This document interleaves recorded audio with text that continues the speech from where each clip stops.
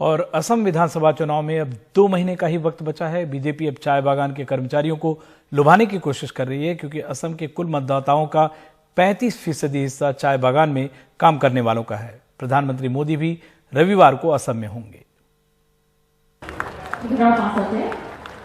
Budget में बंगाल और असम के चाय बागान में काम करने वाली महिलाओं और बच्चों के लिए खास 1000 करोड़ रुपए का पैकेज देने के बाद गुवाहाटी में बीजेपी मतदाताओं के दिलों में अपनी जगह बनाने की कोशिश में लगी है। वित्त मंत्री निर्मला सीतारमण ने करीब 8 लाख में से पहले 6 चाय बागान कर्मियों के बैंक खातों में 3-3 हजार रुपए की रकम जमा की। इससे पहले 2 किस्तों में उन्हें 5-5 हजार रुपए मिल चुके हैं।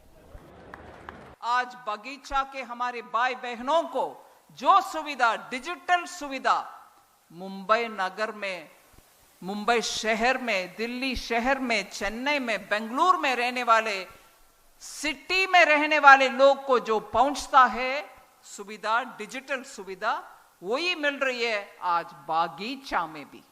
चाय के बागीचा मुंबई से कम नहीं है। असम चुनावों से पहले बीजेपी की ये कोशिश अहम है। 15 दिन में प्रधानमंत्री नरेंद्र मोदी दूसरी बार असम आ रहे हैं। असम के कुल मतदाताओं का 35% हिस्सा चाय बागान में काम करने वालों का है। 126 विधानसभा सीटों में करीब 45 का भाग्य यही तय करते हैं और सोनोवाल सरकार ने इन पर काफी ध्यान भी दिया है।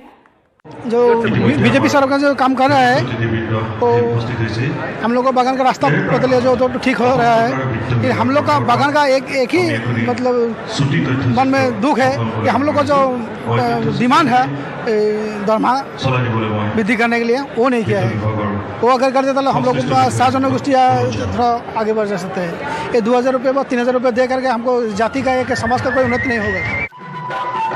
चाय के बागान में काम करने वाले 350 रुपए की दिहाड़ी की मांग लंबे अरसे से करते रहे हैं। अभी उन्हें 167 रुपए मिलते हैं।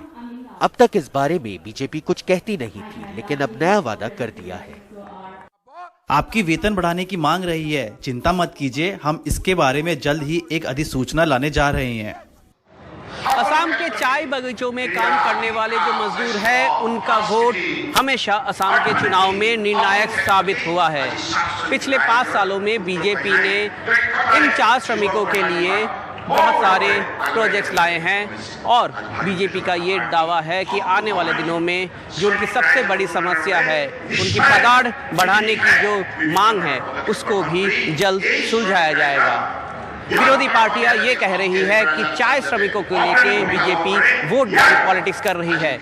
It is just a temptation. ये सिर्फ लालच है, जुमला है और असम के लोग इन झूठे वादों के आदी हो चुके हैं।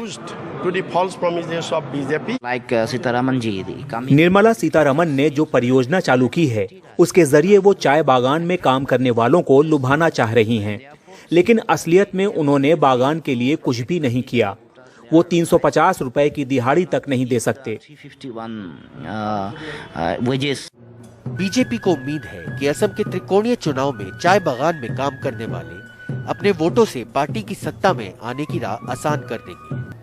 गुवाहाटी से रत्नदीप चौधरी की रिपोर्ट, एनडीटीवी इंडिया।